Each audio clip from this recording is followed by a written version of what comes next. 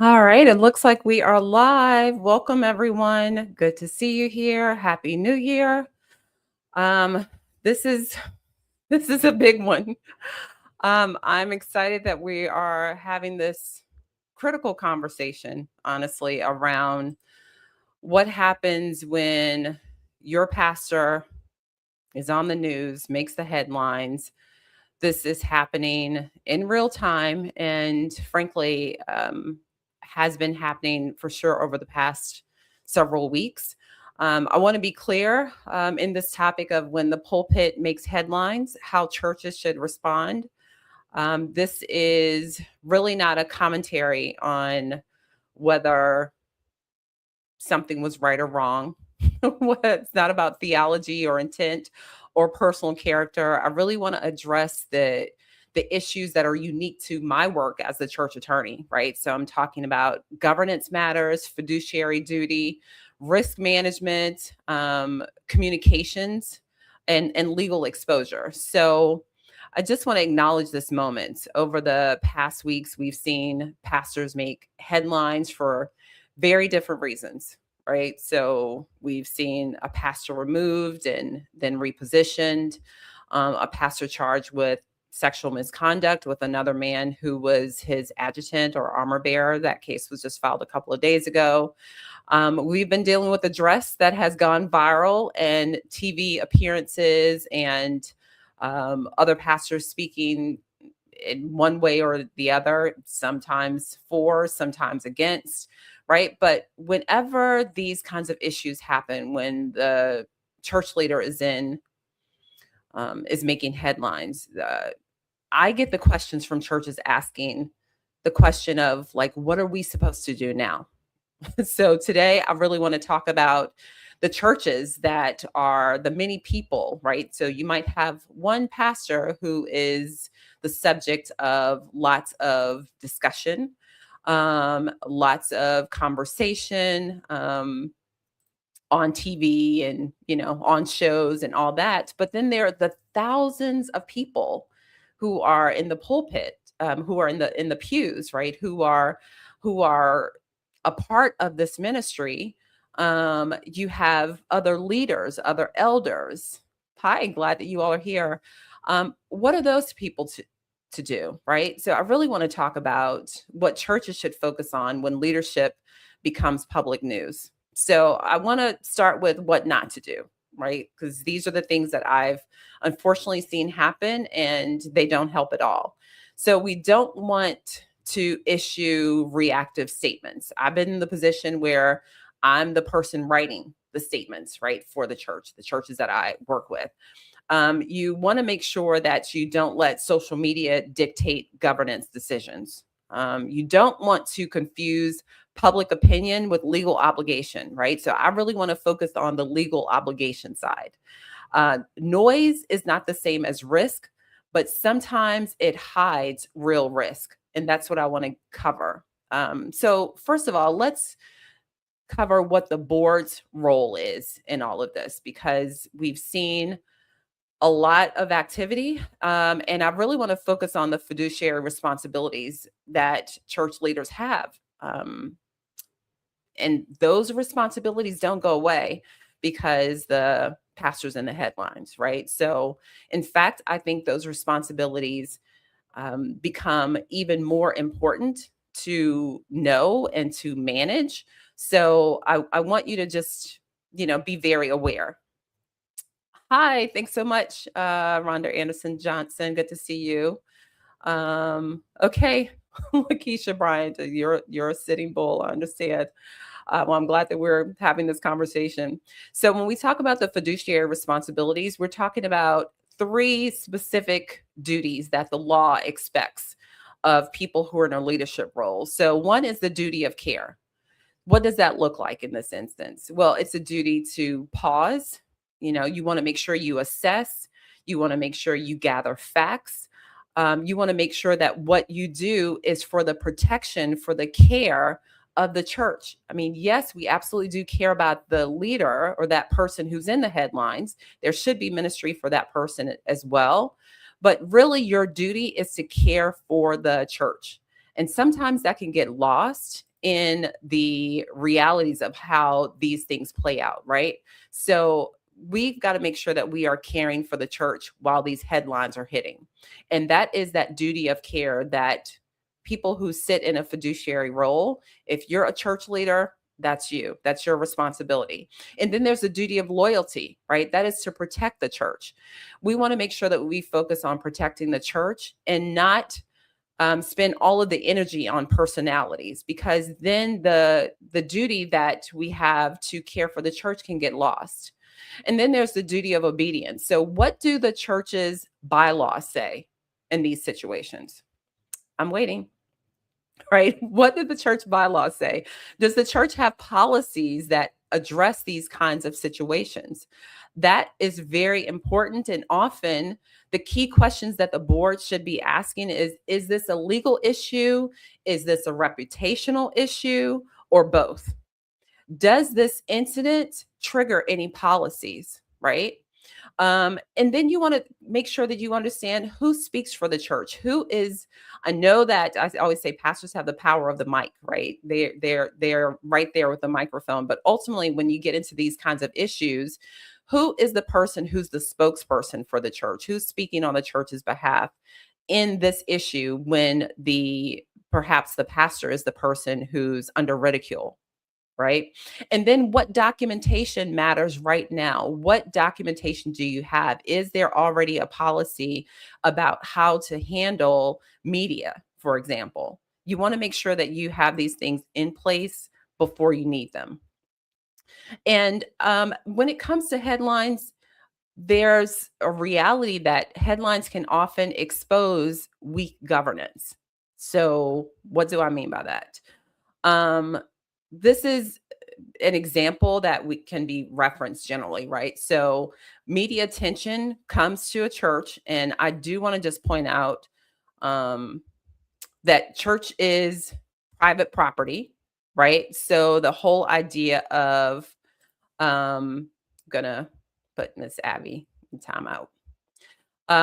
The church is private property. So what happens at the church, it is one of those realities that we want to make sure that we protect the church. I've been in situations where, the church that I was working with was notified that it would be picketed for various things. And a part of what we work on is making sure people understand, like, the church is private property. It is a place of where people have the right to secure the church itself, right? So we want to make sure that there is safety in the church. And media attention often can reveal where there's unclear authority, where there's missing policies, where there's blurred pastor or board roles, and ultimately where there's a lack of crisis control, right? So we want to make sure that I'm going to ban this user. So just give me 1 second on that, because the devil is busy, but God is great. So really, the headlines don't create the governance problems, but they often can reveal them. And that's why I want to make sure that we're having this discussion, that all of the focus doesn't go on the personalities. And then the church is left in a place of confusion of, like, what do we do? Hi, Cynthia. Good to see you. Wondering what the church should do, wondering how to handle these issues. I feel like I wasn't really seeing voices speaking to the church and to the good of the church. And so I really want to make sure that there is clarity around how do we care for the church in these situations. Again, the headlines don't create the governance problems, but it can often reveal them. As a preventative takeaway, I want to make sure that we shift from reaction to prevention. So churches, I always say don't want to try to learn how to swim when you're thrown in the water, right? And that's really kind of where it is right now. You don't want churches to be trying to build governance systems in the midst of a crisis, right? Don't want to be building a system of how to manage the media when you're in a media firestorm, right? These situations, thank you. There are so many people who are getting calls, they are getting media requests. I mean, it can be bizarre and wild and crazy, right? You want to make sure that you have a system in place in advance. And then regular legal education matters. You want to make sure that your leadership team automatically knows what to do because they've been trained, they've been given the tools, the insights, the necessary education, legal education, right? Not talking about law school like I went to, but a part of what I get to do. Really why I created Faithful Foundations membership, is to be able to share with people, to give them the insights that they need, the tools that they need, right? And you want to have ongoing guidance to prevent reactive mistakes, because when you're acting in a reactive way, that can often trigger making mistakes, right? So these moments really remind us why churches need more than good intentions, right? They need to have clear governance. Who's on your board? Have they had regular training? Are they prepared for these kinds of moments? And are they prepared, honestly, to have the hard conversations even with leadership when these kinds of situations arise? So again, when we talk about what we've seen on the news just in the past weeks, and just a couple of days ago, as I mentioned, there was a lawsuit filed against a well-known church leader for sexual misconduct. And frankly, there have been many other examples of these kinds of things against other pastors. Well, where is the board in those situations? Does the board feel prepared to handle these tough moments? Is the board informed? Do they have access to ongoing legal guidance? Because again, it can be very difficult when you're looking for support in the midst of um, these times of difficulty. So a big part of what we do, and why I created the Faithful Foundations membership, is designed to help church leaders think through these issues before they become public or urgent. So I really want to make sure that churches understand that they don't have to figure this out alone, especially when the pressure is on and when things become public. We don't want to be in a situation where we are having a hard time of knowing how to manage when the pulpit makes the news, right? This conversation is not about personalities. It's not about opinions. It's not about social media reactions. It really is about process, about governance, about responsibility, about protecting the church in challenging times. So thank you all so much for your comments. I see you. Thanks so much. Brittany, Pastor Simpson, great. Good to see you. Hi, Sister Ruth. Bless you. So thank you all so much for joining me. Hey, Kenosha.